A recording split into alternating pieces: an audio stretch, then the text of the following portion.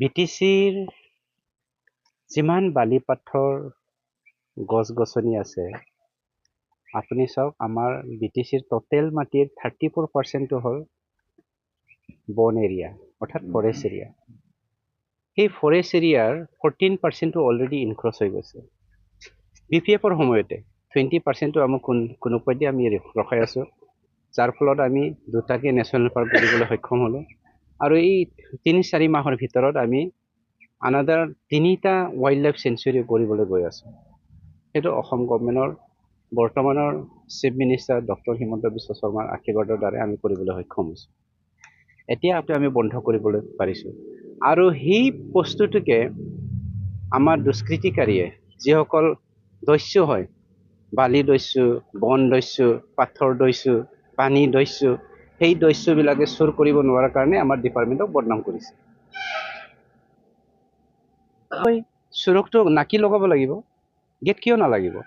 আমাৰ বালি পাথৰটো কি এনে আহে নেকি? আমাৰ সম্পদ নহয় নেকি? বালি পাথৰ লাগে লৈ যা, চালান কাটি লৈ যা, তাৰ আমাৰ ক'বলগীয়া একো নাই। হাগ্ৰামাৰ লগত ইনক্লুডিং হাগ্ৰামা 10জন MCLA আছে। হাগ্ৰামা এনেকুৱা কাপুৰুষ, যোৱা 4.5 বছৰত এদিনো সি এছেম্বলিত ভৰি নিদিলে। তাৰ সাহস নাই। আৰু আজিৰ দিনত প্ৰেজেণ্টলি নেশ্যনেল পলিটিকেল পাৰ্টিৰ লগত যোগ হ'বৰ কাৰণে তেওঁ আলোচনা কৰি আছে, BPF পাৰ্টিটো ডিজলভ কৰি পেলাই। আমাৰ UPPL দলে অফাৰ এটা দিছোঁ হাগ্ৰামাক, 10জন MCLAকো লৈ আনক, আমি টিকেট দিবলৈ সাজু। হাগ্ৰামাকো আমি দেৱৰগাঁৱত টিকেট দিম, কিয়নো এইবাৰ 10জনৰ ভিতৰত 10জনো হাৰিব, এইটো 100% কনফাৰ্ম। আজি লিখি লওক আপোনালোকে, আজি কি তাৰিখ বুলি বুকু ফুলাই যেন এখেতে ক'ব পাৰে, এই সুবিধাটো দিব বিচাৰিছোঁ। এতিয়া কৰাটোতো মই মষ্ট ৱেলকাম। এখেতক এটা কথা মোৰ ক'বলগীয়া আছে যে এখেতৰ শিক্ষাগত অৰ্হতাৰ ওপৰত মোৰ সন্দেহ আছে। অসমীয়াত ফৰেনাৰ শব্দটো কি হয় তাক সুধি ল'ব একবাৰ। ফৰেনাৰ আৰু ইণ্ডিজিনিয়াছ কাক বোলে সেইটোকো সুধি ল'ব কেতিয়াবা চান্স পালে।